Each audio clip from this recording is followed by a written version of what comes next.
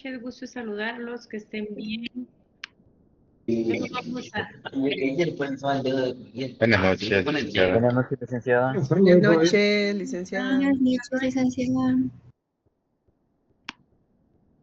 Solo vamos a dar 5 minutos para ingresar a todos y ya comenzamos.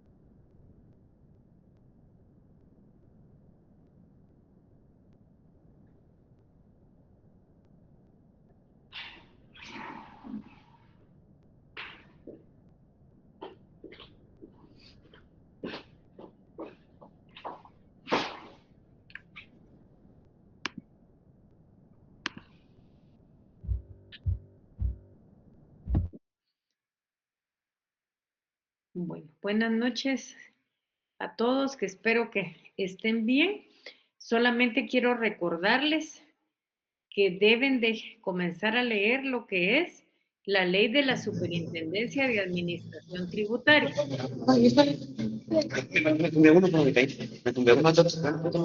¿Quién anda por ahí con el micrófono conectado? Les pediría que por favor lo desconecten. Ahí está. Entonces, por favor, comiencen a leer lo que es la ley de la Superintendencia de Administración Tributaria para estar en su momento ya listos para poder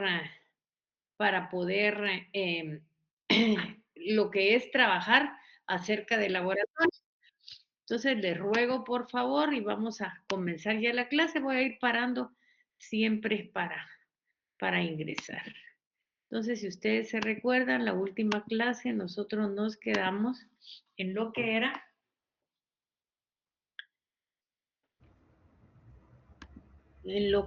las necesidades relativas. Y dijimos que una de las necesidades relativas era la procuración. Creo que es Telma Gamarro quien tiene Telma Gamarro, creo que es la que tiene el micrófono encendido, ya estuvo. Entonces les decía que la procuración de bienes y servicios para satisfacer las necesidades públicas está entre las necesidades relativas y leímos el artículo, si ustedes se recuerdan, 135, inciso D de la Constitución Política de la República de Guatemala. Aquí tendríamos que decir hoy que la ciencia de las finanzas públicas es de relativa reciente creación y su historia se remonta básicamente a la Revolución Francesa. El fenómeno financiero en el Estado se da desde que surge la vida en colectividad. Desde que surge la vida en sociedad o en colectividad, surge la necesidad de atender necesidades de tipo colectivo, que para ser satisfechas requieren gastos que van a ser cubiertos por todos los que formamos la sociedad, que van a ser cubiertos por la colectividad. Y lógicamente esto tiene intervención poderosamente el Estado, porque si nosotros vamos a pagar impuestos y el gasto va a tener y el Estado va a tener gastos con un fin principal que es satisfacer las necesidades de la población. Mientras mayor desarrollo va adquiriendo la solidaridad social, el fenómeno financiero público se presenta más intenso, a tal grado que en múltiples ocasiones provoca violentas crisis sociales. Y esas crisis sociales muchas veces generan el desequilibrio de las finanzas públicas. Y la repercusión de ese desequilibrio ha sido en donde, en el sistema económico de una sociedad.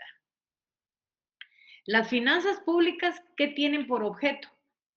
Examinar cómo el Estado obtiene sus ingresos, pero también cómo el Estado efectúa sus gastos. Y estos ingresos y gastos son las grandes partidas que están definidas en el presupuesto público. El Estado debe de hacer un cálculo correcto de lo que van a ser sus ingresos y ahí mismo pensar en qué los va a gastar con una finalidad fundamental. Y la finalidad fundamental es satisfacer las necesidades de la población. Es importante agregar que dentro de la definición de la ciencia de las finanzas públicas se debe de tomar en cuenta las 3 etapas de la actividad financiera del Estado, que ya nosotros ya las dijimos, pero las podemos volver a repetir. ¿Y cuál es esto? ¿Cuál es la actividad financiera del Estado? Es importante agregar que dentro de la definición, como le repito, de la ciencia y las finanzas públicas están las 3 actividades del Estado. ¿Cuáles son? En primer lugar, la planificación o medición de los gastos y de los ingresos futuros, materializada generalmente por la figura del presupuesto público. Ahí es que el presupuesto público se vuelve una figura completamente importante. Y el presupuesto público, si ustedes miran, es una figura constitucional. Y al mismo tiempo, esa figura constitucional soluciona el problema si en tiempo no se aprueba el presupuesto. Porque sí tenemos que tener claridad que el Estado no puede quedarse sin presupuesto. Entonces, si no se aprueba, ¿qué pasa? Se aplica el que se aplicó el año anterior. No es la solución, pero sí es lo que busca fundamentalmente que el Estado no se quede sin el ejercicio del presupuesto que es tan importante. En segundo lugar, tenemos la obtención de los ingresos, lo cual implica la decisión respecto a la forma de obtenerlos. Y si ustedes se dan cuenta, el Estado de Guatemala emitió la ley de la Superintendencia de Administración Tributaria y es a esta entidad descentralizada a quien le corresponde el cobro de los tributos. Es importante también el análisis sobre cuáles serán las consecuencias de esta actividad sobre la economía general. En el tercer caso tenemos la aplicación o la inversión de tales ingresos, o sea, las erogaciones con sus destinos prefijados. Actividad que también supone un análisis sobre los efectos que dichos gastos producirán sobre la economía general.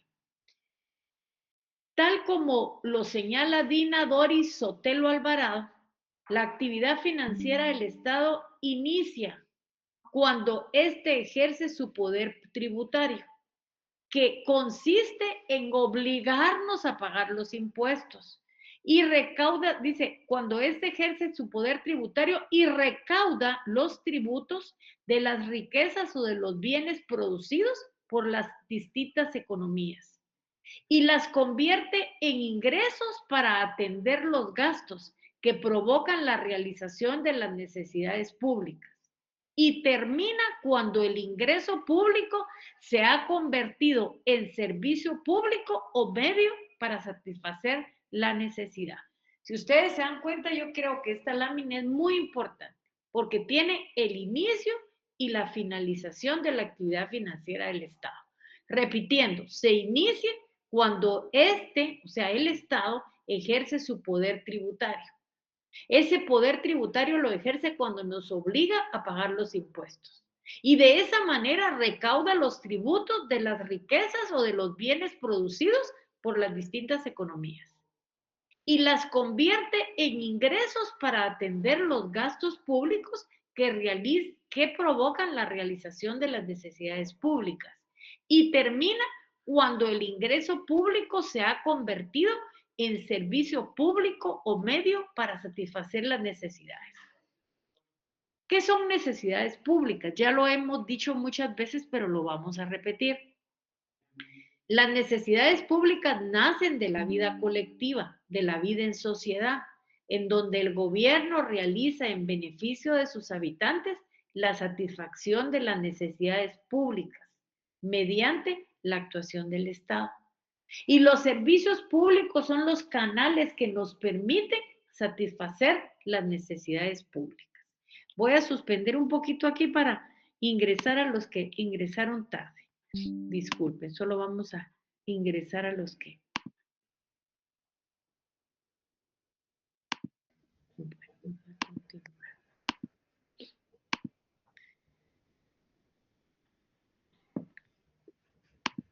Entonces, ¿qué es gasto público? El gasto público es otra figura que nosotros oímos bastante. Saben ustedes que algunos autores consideran al gasto público como egresos y son las erogaciones dinerarias que el Estado realiza en virtud de una ley para satisfacer las necesidades públicas mediante la prestación de servicios. ¿Qué es recurso público? Son los medios pecuniarios necesarios para que el Estado pueda afrontar las erogaciones. Vamos a hablar un poquito del desarrollo histórico de las prácticas financieras que se dieron en la sociedad, pero antes voy a parar un poquito para poder ingresar a quienes no han ingresado todavía.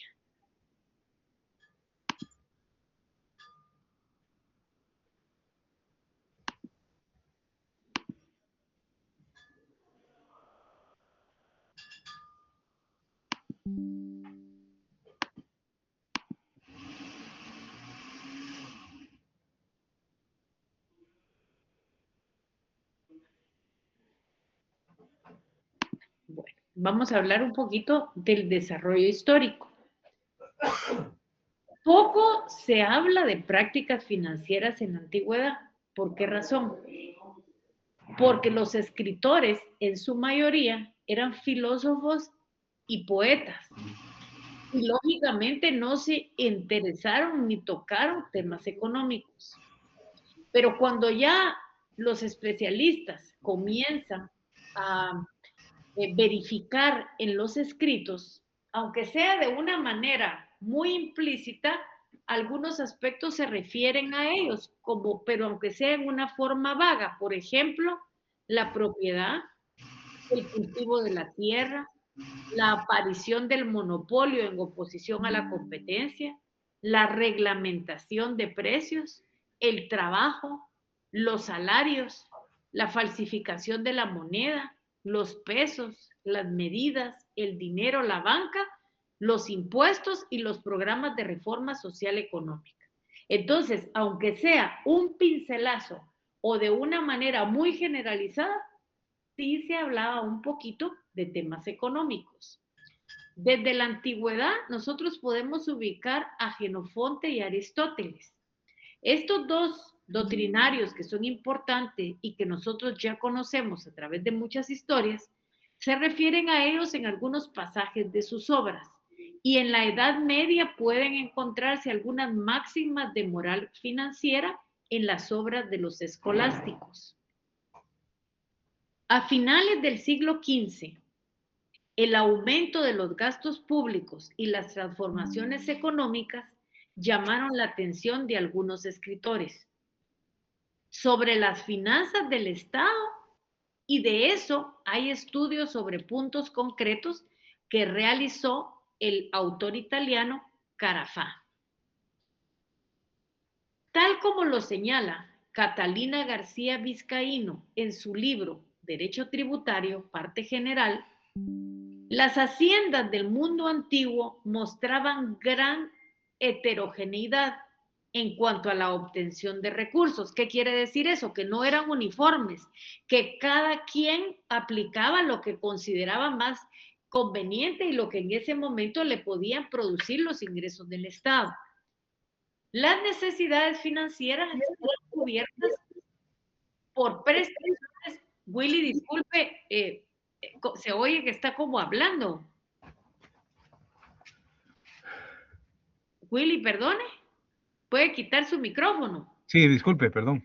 Gracias. Entonces les decía que las necesidades financieras eran cubiertas por prestaciones de los súbditos y de los pueblos vencidos, y así se observaba gran predominio de los ingresos patrimoniales que venían de la explotación de los bienes del monarca, como por ejemplo las minas y la tierra. Se explotó minas y se explotó tierra. Razón que hizo que Platón expresara que todas las guerras se hacen con el fin de obtener dinero.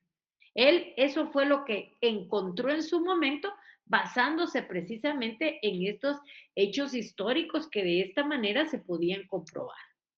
Vamos a ir viendo cada uno cómo se fue dando la hacienda pública en cada una de las etapas históricas que tenemos a nuestro alrededor. Realmente esta parte de la historia es un poquito cansada, pero es necesaria para que nosotros conozcamos la hacienda pública que posteriormente se convirtió en hacienda pública.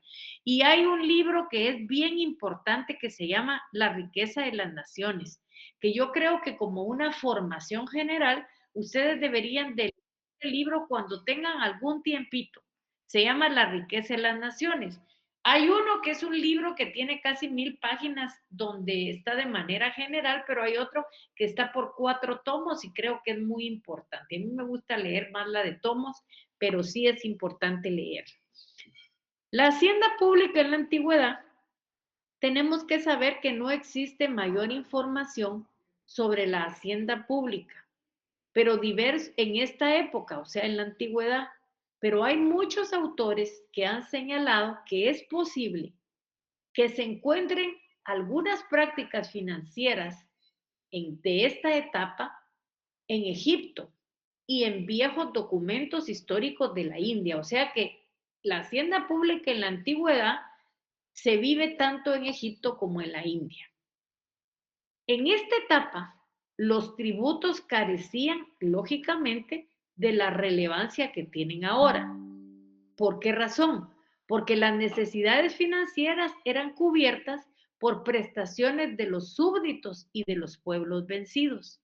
Por eso es que nosotros miramos muchas películas de enfrentamiento de guerra en Egipto y en la India. ¿Por qué? Porque la guerra era el botín que la mayoría de estos territorios se repartían. O sea, eran cubiertas por prestaciones de los súbditos y de pueblos vencidos. Los estados de la antigüedad, que tenían características muy diferentes a los estados modernos, tenían un hecho bien relevante, y el hecho relevante era que la riqueza se obtenía mediante la guerra y la conquista de otros pueblos. Y a esto se le dio el nombre de hacienda parasitaria, que es importante que ustedes lo subrayen. ¿Cuál es la hacienda parasitaria? Es la riqueza que se obtenía mediante la guerra y la conquista de otros pueblos. Los ingresos del Estado, hemos dicho, provenían de los motines de guerra. Esto nos lleva a una conclusión. ¿Y cuál es la conclusión? Que mientras más guerrero era un pueblo y más conquistas lograba, más riquezas obtenía. Y esto lo podemos ubicar nosotros, sí, como no, ¿quién? Darwin, Josué, ¿qué mana? Licenciada, perdone. Fíjese que aquí dice los ingresos del Estado provenían de los botines o de los No, motines. aquí dice motines.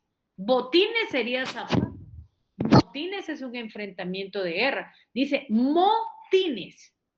Ok, es que pues, también se le conoce como botín a las ganancias Ajá, pero aquí vamos a buscar en el diccionario ahorita lo que quiere decir motín y vamos a ver si tiene la misma característica. Ahorita le voy a poner. Sí, porque un motín aquí lo conocemos como en la cárcel, que se amotinan, ¿verdad? Pero, o sea, que se amotinan quiere decir que se juntan. ¿Para qué? Pero vamos a ver aquí Vamos a ver. Disculpe, licenciada, Motín porque no me queda claro ese o concepto. botines. Botines. Son sinónimos, espérenme. Motines y motines, motines y ¿qué me dijo que era? Motines y botines. Botín, botín. Botín. Son sinónimos. Espérenme. No, espérenme. Motín y botín. Motín. El motín, su significado es un movimiento desordenado de una muchedumbre, por lo común contra la autoridad sustituida. Exacto, eso es Eso un es. motín. Ajá, Ahora pero un botín, puede haber un motín en la cárcel y un motín en un barco. así es, así Así. es. Va, O ahora sea, vamos a motines. ver motines. Ahora vamos a ver motines. Permítame. Vamos a ver. Ese libro lo tenía como motines. Motines de indios. Motines, significado motines. Vamos a ver. Sí, más o menos dice definición y significado de motín. El significado de motín es una resistencia forzosa o pasiva, es una resistencia forzosa o pasiva a la autoridad legal, especialmente concertada. Puede ser una rebelión como la de una tributación naval o contra la disciplina oficial superior. O sea, motín es levantarse contra o negarse a obedecer, a observar la autoridad. Sí, entonces no podría ser los ingresos del Estado provenían de los motines. Así es, así es. Entonces, por eso dice motines, levantarse contra o negarse a obedecer u observar la autoridad. Entonces no podría ser que los ingresos del Estado provenían de un motín. Sí, porque había una guerra, porque había un levantamiento, una rebelión contra la autoridad militar. Eso es lo que dice este autor que hemos estudiado, que es Matus Benavente, porque esto no lo estoy disponiendo yo, sino es parte de la historia.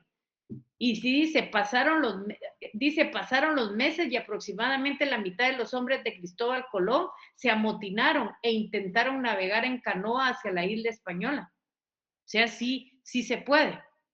O sea, si se pusieron y hubo una guerra, y en una guerra hubo una conquista y lograron riqueza. Yo no estoy inventando el término, sino les estoy resumiendo lo que dice el autor.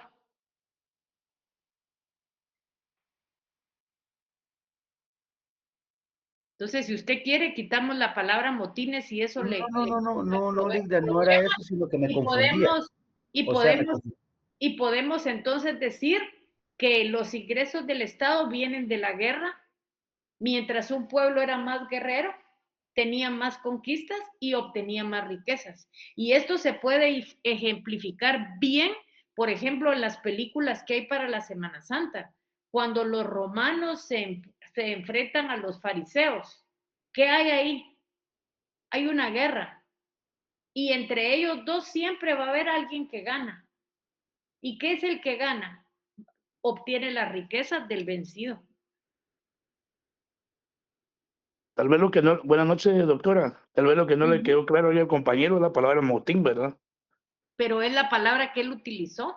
No, yo sí le entiendo re bien, doctora. Yo sí le estoy captando bien y todo. el término botín se refiere principalmente al conjunto de dinero u objetos valiosos obtenidos en un robo. Es que mire, hay demasiada, mire, por eso le digo, no nos hagamos bolas por la palabra motín. O sea, esta palabra la utilizó el que describió esta situación. ¿Qué hacemos nosotros para entenderlo mejor? Porque mire, yo ahorita ingresé aquí a un diccionario y tiene como 10 hojas. Mi objeto no es enseñarle qué es motín y qué es botín. Eso no es mi... No, o sea, ¿qué es lo que le quiero decir yo? Que los ingresos del Estado vienen de la guerra, vienen del enfrentamiento de dos pueblos, en donde hay un ganador y un vencido. Y lo que lograba es que el que ganaba la guerra tenía más riqueza. Eso es lo que le quiero decir. Gracias, Ligda. Disculpe Porque ahí la para interrupción. el estudio eso, claro, me interesó, pero no es el objeto de la clase, sino que entonces quitemos la palabra que le causa problema y digamos que los ingresos del Estado vienen cuando dos estados se enfrentan, en donde uno gana y el otro pierde, y hay una conquista y hay riquezas, y esa riqueza es la que lo obtiene el pueblo vencido, y quitamos la palabra que tenemos problema. No sé si puedo proseguir, Darwin. Bien, licenciada, disculpe, yo solo eso No, me quedaba duda. ni se preocupe, no tenga pena, ahí estamos. Entonces, el ejemplo nosotros lo tenemos en Egipto, 3400 antes de Cristo, y va al siglo V. Y en la India se da 300 años antes de Cristo, llegando a la misma ubicación que es el siglo V. Ahora vamos a ver lo que es la hacienda pública en la Edad Media. Comienza en el siglo V y llega al siglo XV de la Edad Media. Como todos ustedes pueden darse cuenta, es un prolongado periodo de la historia de la humanidad que se extiende desde la caída del Imperio Romano en el siglo V hasta la caída de Constantinopla en el año de 1453. La Edad Media abarca aproximadamente 1000 años de la historia de Europa, porque ahí tiene su escenario, en Europa. Y ahí se desarrolló el feudalismo, que era un régimen político social que en nada se parece al Estado moderno. El poder político quedó desintegrado entre los señores feudales. Eso quiere decir que la hacienda pública en ese periodo prácticamente desapareció. Y aquí es importante que nosotros podamos leer lo que dice el autor chileno Matus Benavente, que es el autor de referencia que hemos estado usando para esto. Y él dice, el imperio como derecho superior del Estado ya no existía. Su primitivo y auténtico sentido cayó en el olvido, al extremo que en el año de 1877, por un edicto, los señores feudales consagraron su propia disposición del derecho a aplicar normas impositivas. Voy a parar un momentito y le voy a dar ingreso a alguien que me está tocando ahí la puerta.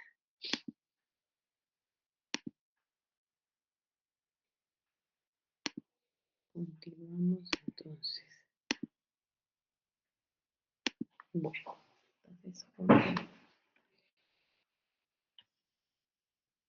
Bueno, entonces, el impuesto, hay un edicto que es bien importante, que fue dictado y aplicado por los señores feudales y que fue dictado en el año de 1877 y que también nos sirve de referencia y dice, el impuesto era establecido por los monarcas y los señores feudales, por lo que los tributos e impuestos se determinaban de acuerdo a las necesidades del señor feudal, por lo que no existió regulación alguna con respecto a los ingresos y los gastos del Estado, y todo lo relativo a lo mismo se hizo en forma caprichosa. Yo creo que es primera vez que ustedes miran esas palabras que vamos a ir aclarando, que es tributos e impuestos. Y sé que la primera pregunta que ustedes se tendrían que hacer es lo mismo, es muy parecido, pero tributo es la definición general. Los tributos, desde el punto de vista doctrinario, se dividen en impuestos, arbitrios, tasas y contribuciones especiales. Si vemos la definición doctrinaria, luego vamos a tener oportunidad nosotros de ver esto en el Código Tributario y nos vamos a dar cuenta que las tasas no están reguladas en el Código Tributario. Y ustedes dirán, ¿y por qué no están reguladas? Porque cuando se emitió el Código Tributario, se pensó en que iba a haber una regulación de un código tributario municipal, pero hoy por hoy nunca se ha podido aplicar. Ustedes ya saben los problemas propios que tenemos en este país. Entonces, cuando ustedes hablan tributos, nos estamos refiriendo a impuestos, a tasas, a arbitrios y a contribuciones especiales. Si lo ponemos en un ejemplo más sencillo es, la mamá son los tributos que tienen 4 hijos, que tienen, uno se llama impuesto, el otro se llama tasa, el otro se llama arbitrio y el otro se llama contribución especial. Y cada uno tiene sus propias características.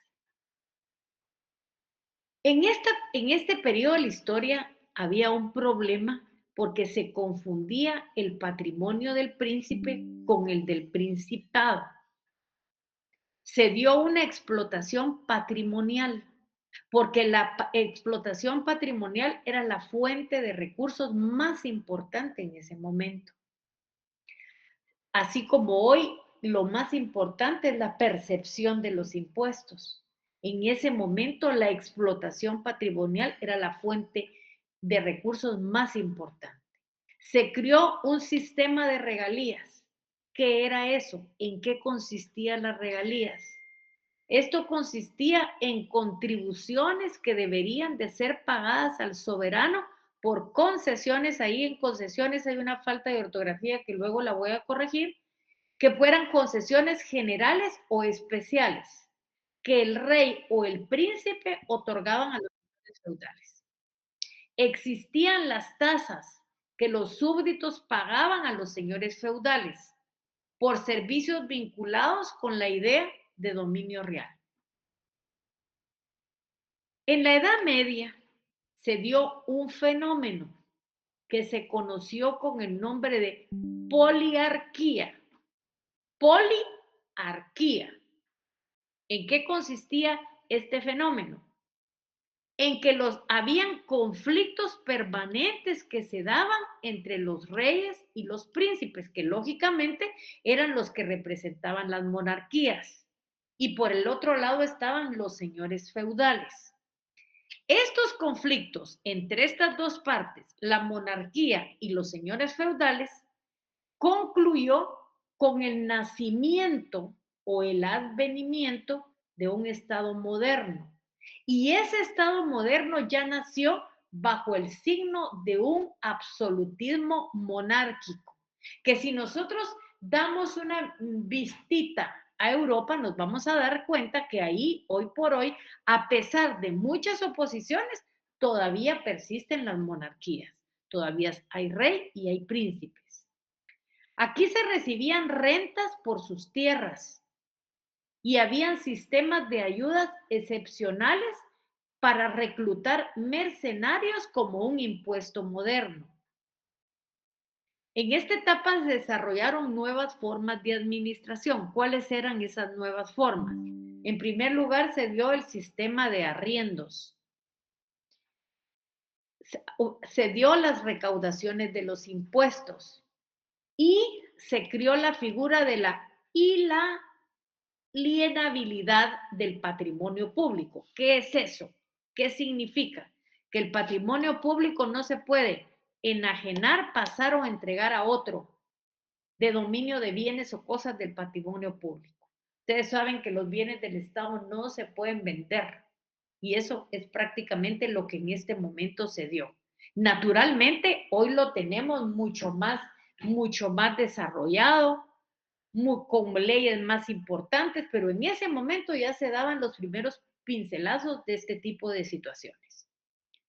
Luego nos pasamos a la hacienda pública en la Edad Moderna. Y esta etapa va del siglo XV a mediados, algunos autores dicen a mediados del XIX o a principios del XX, pero no pasan ahí. O sea que esto dependerá mucho. El siglo a donde llega dependerá mucho del autor que se revisa. Voy a parar un momentito, por favor, a dar ingreso aquí si son tan amables.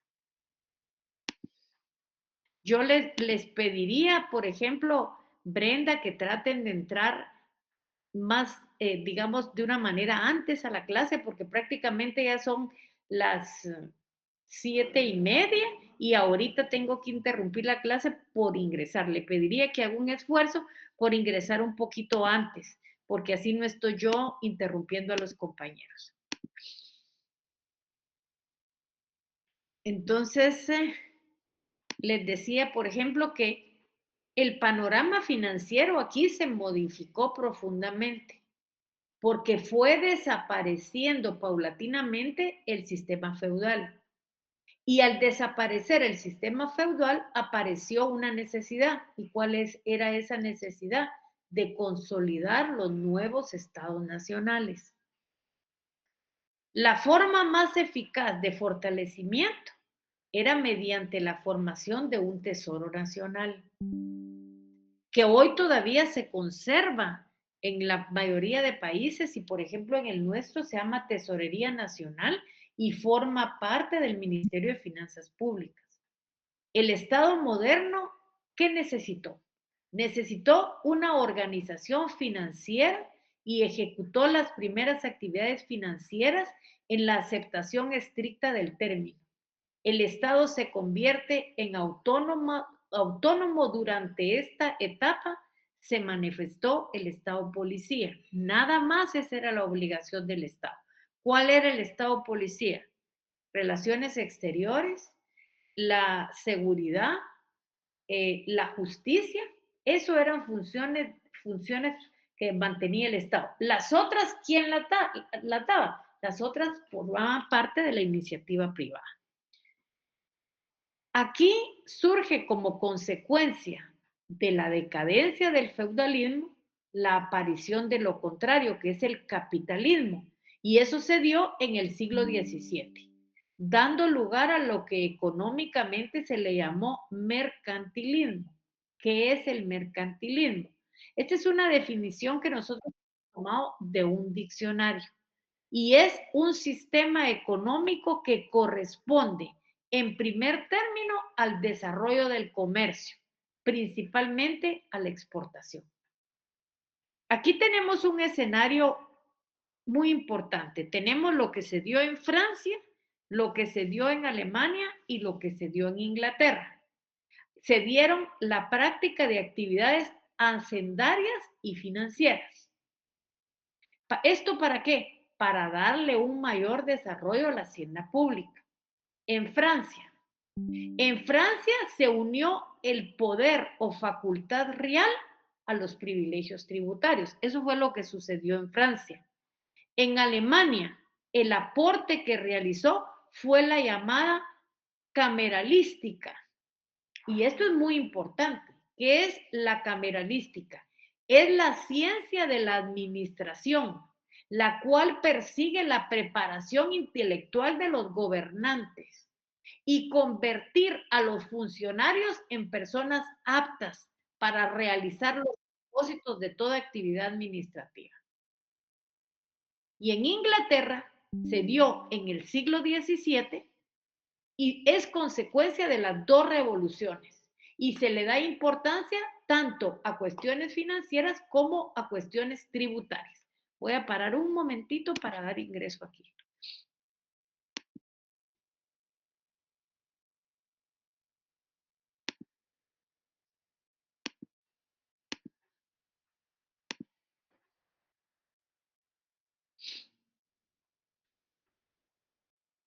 Bueno, entonces aquí nos quedamos.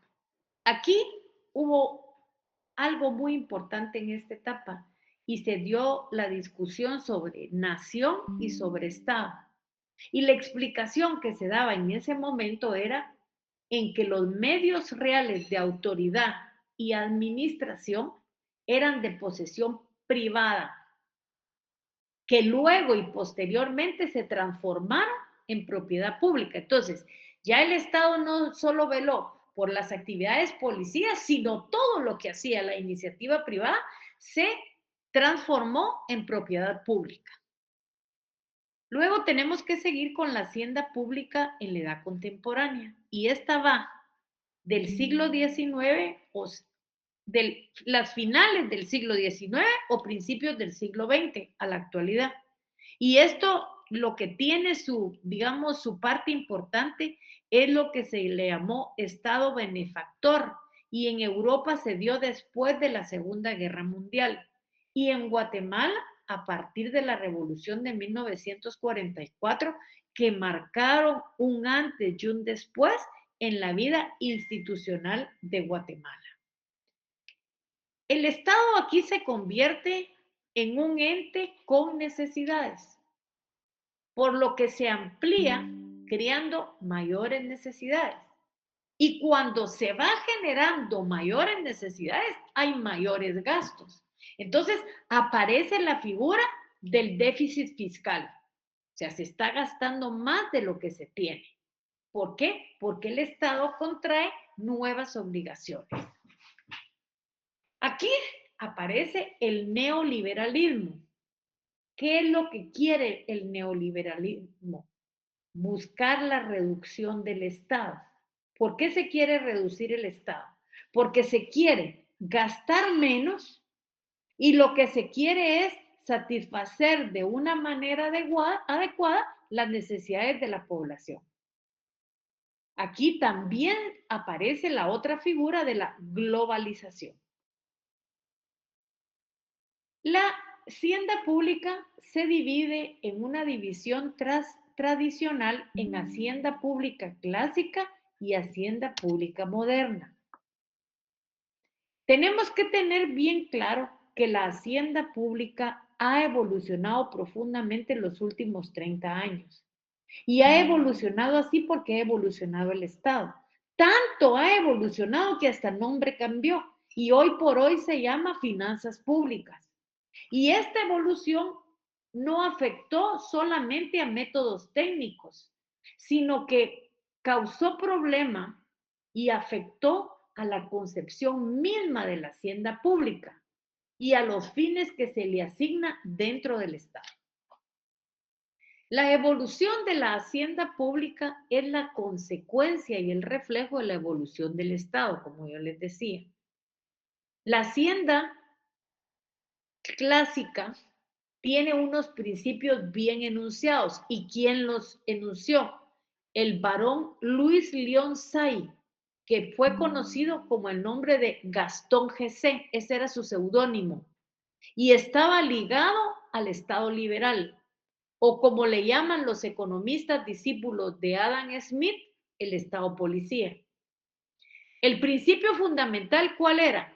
Era limitar al mínimo las actividades del Estado, circunscribiéndolas en lo posible a las tradicionales funciones. ¿Cuáles eran? Policía, justicia, ejército y diplomacia. Y todo lo demás pertenecía a la actividad privada. En el campo económico, el Estado debía abstenerse de intervenir y dejar actuar libremente las iniciativas privadas, que daba lugar a la libre concurrencia y a las leyes del mercado. Y así fue como apareció el objeto de la hacienda pública. ¿Cuál era? Suministrar al Estado los recursos necesarios para cubrir los gastos ocasionados. ¿Cuáles gastos ocasionados en qué? A la satisfacción de las necesidades de la población. La hacienda pública debía de ejercer la menor influencia posible sobre haciendas privadas y la actividad de los particulares, la cual se conseguía en la medida en que los gastos públicos fueran reducidos y equilibrados con los ingresos. La hacienda pública clásica, en ese momento, aseguraba la cobertura de los gastos del Estado y distribuía la carga con igualdad entre sus súbditos. ¿En qué consistían los recursos del Estado? En exacciones a los particulares, que hoy por hoy siguen existiendo. ¿Cuáles son esas exacciones a los particulares? ¿Cuál creen ustedes que son? Los impuestos. Y el pago de los impuestos es lo que se conoce como carga pública. Si ustedes se recuerdan, nosotros leímos ese artículo que dice que nosotros debemos de contribuir al gasto público que tiene la Constitución política.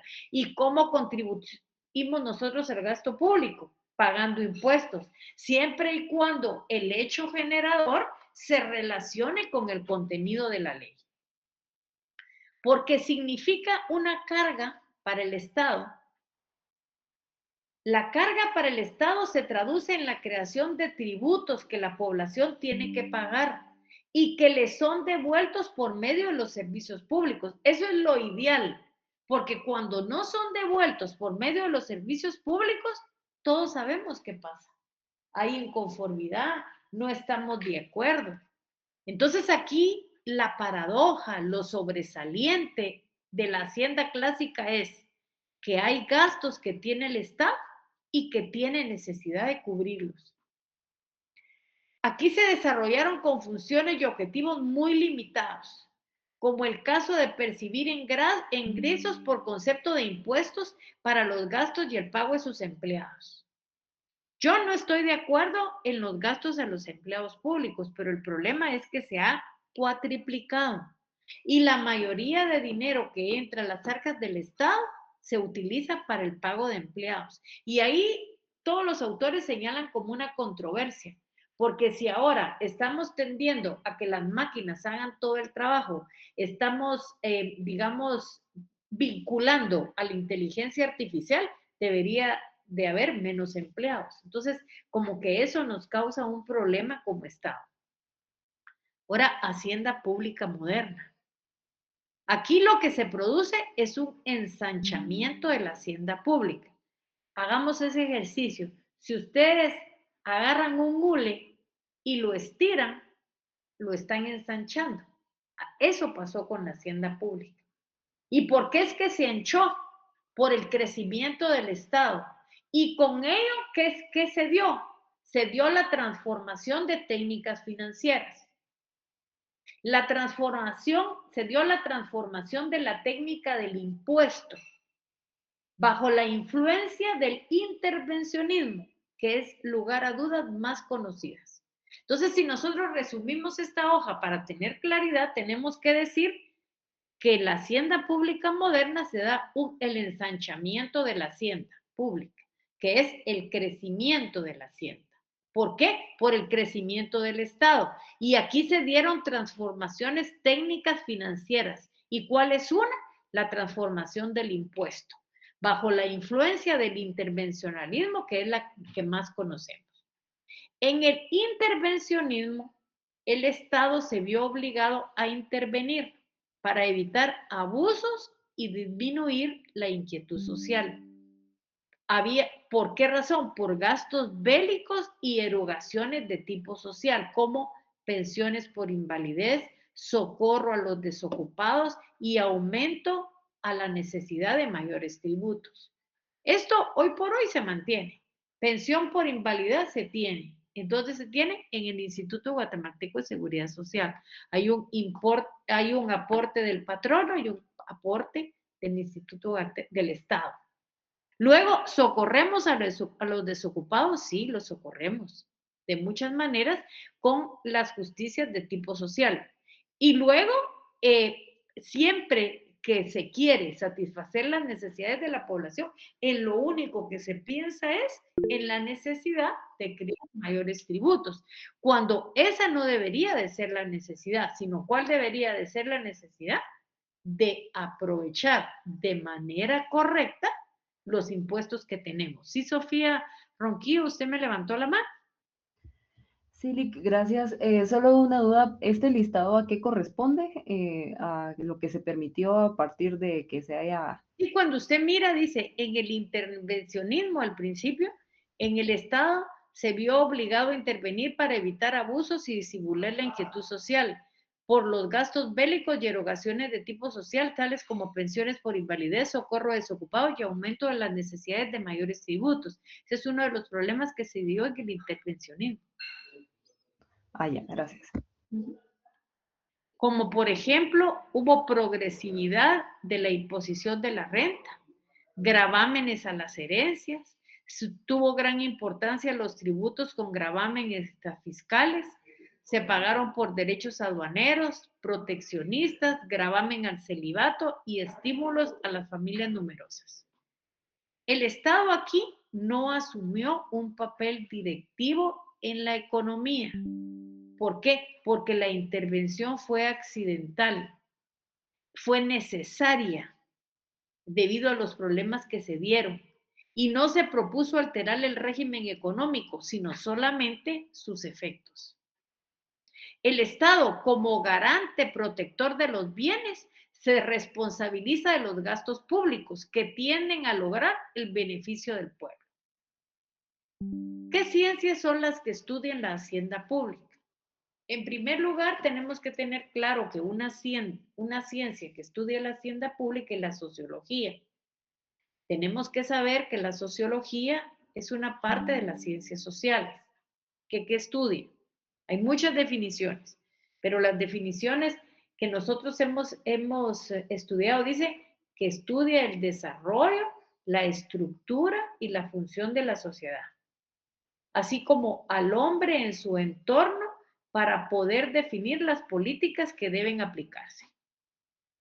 Entonces, si nosotros queremos hacer un parangón con esto que hemos recibido, tendríamos que decir qué relación hay entre la sociología y la hacienda pública.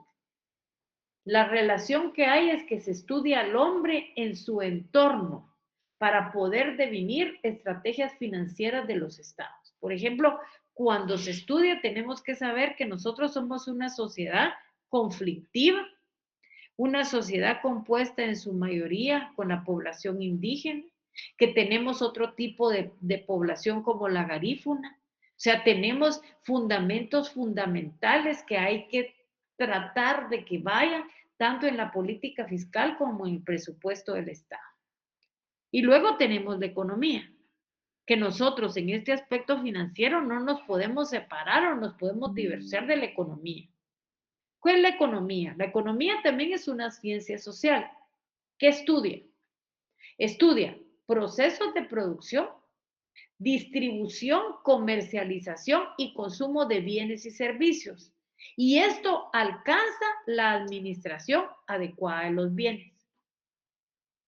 Cuando nosotros queremos tener una definición de lo que es economía, vamos a tomar una definición que nos da Guillermo Cabanelas en su diccionario, que nos dice que el estudio de los medios empleados por el hombre para estructurar los recursos de la naturaleza, los progresos culturales y su propio esfuerzo laboral para crear, sostener y proseguir fomentando su bienestar material. Luego tenemos la relación con la hacienda pública. Y esto lo que determina es el alcance y el impacto de las cargas tributarias y, lógicamente, la distribución del gasto público, que es importantísimo. El derecho. Y ustedes están haciendo la pregunta, bueno, ¿y por qué estamos estudiando nosotros aquí? Porque el derecho también es una ciencia social que designa el conjunto de reglas de conducta que ordenan y regulan la convivencia de los hombres en la sociedad, mediante la imposición de acciones y abstenciones por medio de normas que organizan la convivencia del hombre con los demás. O sea, lo que trata del derecho es armonizar las relaciones. Cada quien sabe hasta dónde puede llegar y cuáles son las normas que tiene que respetar. O sea, ustedes no pueden tomar lo que no es de ustedes. ¿Por qué? Porque eso está definido en nuestras leyes. Esa es una regla normal de convivencia. ¿Por qué? Porque cuando nosotros ya no respetamos esas normas de convivencia, hay problemas. Problemas que muchas veces son insalvables. Entonces, lo que debemos nosotros de garantizar es la convivencia del hombre con los demás. Cabanela nos dice que el derecho es general, es irrenunciable y sin efecto retroactivo por lo común. Nosotros tenemos en nuestra Constitución un único efecto retroactivo y es cuando favorezca al reo. Su relación con la hacienda pública, ¿en dónde está? ¿Cuál es la relación que tiene el derecho con la hacienda pública? determinar las normas que regularán la actividad financiera del Estado en todas sus fases, así como los principios constitucionales que la rigen. Un principio fundamental importante es el artículo 239 de la Constitución, que señala el principio de legalidad. Yo les voy a leer este artículo que me gustaría que lo lean varias veces porque es un artículo fundamental dentro de la legislación guatemalteca. Nosotros le llamamos principio de legalidad. Hay otras legislaciones que le llaman principio de reserva de ley. ¿Qué dice?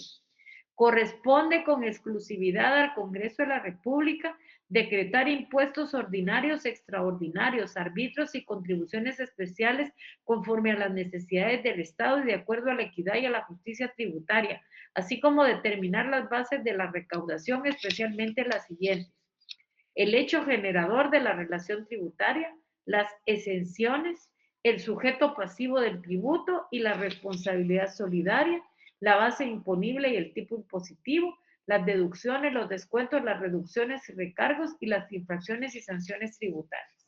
Son nulas ipso iure las disposiciones jerárquicamente inferiores a la ley que contradigan o tergiversen las normas legales reguladoras de las bases de la recaudación del tributo. Las disposiciones reglamentarias no pueden modificar dichas bases y se concretarán a normar lo relativo al cobro administrativo del tributo y establecer los procedimientos que faciliten su recaudación. Y esto es importante porque el Estado puede tener mucha necesidad de que se le paguen los impuestos, pero los impuestos deben de estar aprobados y deben de estar contenidos en una ley. Si no, el intento del Estado queda ahí porque debe de respetar el principio de legalidad, que es importante. Y por último, es la relación que tiene la hacienda pública con la ciencia política. ¿Qué es ciencia? De manera general, es el conocimiento de las cosas y sus causas. ¿Qué es política? Y aquí vamos a citar una definición de Brugge, que es citado por Cabanelas. ¿Qué dice Brugge? Es una ciencia que determina las funciones del Estado dentro de la sociedad, de que es representante y de la sociedad universal de los estados a que pertenece, así como los medios para la recta consecución de sus funciones políticas. Esa es política. Entonces, ¿qué es ciencia política? Disciplina cuyo objetivo es el estudio sistemático del gobierno en su sentido más amplio. ¿Y en qué se relaciona con la hacienda pública? Porque regula políticas financieras del Estado, su impacto en la sociedad mediante el control político de las mismas. Y el control político de las mismas está que en el Congreso de la República es donde se aprueban las leyes tributarias. Y de esa manera, los diputados que pertenecen a partidos políticos tienen el control político de los mismos. El problema es que en Guatemala la campaña electoral no termina y eso le causa demasiado, pero demasiado daño, le causa demasiado daño a la sociedad y a nosotros en particular. ¿Dudas, preguntas, comentarios? ¿Dudas, preguntas, comentarios? Licenciada, disculpe, sería tan amable, le saludo a Marvin, sería tan amable de ponerme la diapositiva 53, es que estaba apuntando unas cosas y se cambió. Si con fuera tan muchísimo amable. gusto, con mucho gusto, ahorita se la pongo. Solo permítame. 53 me dice. Sí, por favor. Vale, espérenme pues. Licenciada, perdone la interrupción, aprovechando eso, en las clases presenciales se dijo que si no tomábamos fotos se nos iba a compartir ese material. Sí, ahorita cuando yo termine el punto, que ahorita ya le pido favor a Willy, ya les mande el primer material. Sí. Gracias, licenciada. Gracias, licenciada. Me pena. Ahí estaban las 53. Gracias, muy amable. Va. Entonces, no sé si tenemos alguna duda, alguna pregunta. Solamente, por favor, lean la ley de la Superintendencia de Administración Tributaria, abríguense bien, mucho cuidado y nos vemos primero Dios el próximo jueves, si Dios lo permite. Gracias, licenciada. Feliz noche. Feliz noche, licenciada. Muy amable. Gracias. Feliz noche.